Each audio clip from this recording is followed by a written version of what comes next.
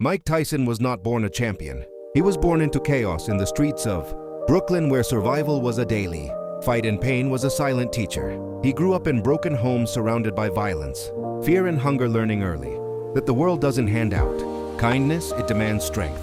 By the age of 13, he had been arrested dozens of times, but destiny had other plans hidden. Behind his rage was raw power, a storm waiting to be shaped. When he met Cus D'Amato, the old boxing trainer, who saw beyond the anger, something began to change.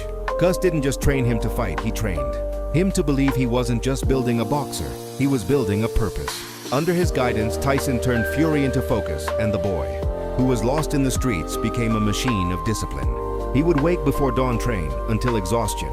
Eat, study, repeat, living for the ring, living for redemption.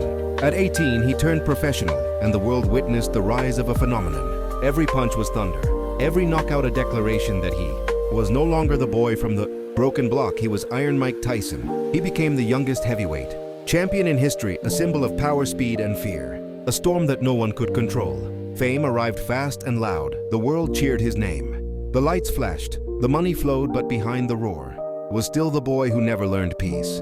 He fought not just opponents, but demons from his past. The pain of losing caused the loneliness that fame could not cure. His aggression became both his weapon and his wound, taking him to glory and then dragging him down. Scandal, chaos, prison, heartbreak. The world that once called him a king began to call him a monster.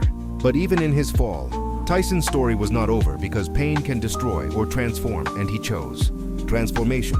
He came back not just to the ring, but to himself. He learned humility.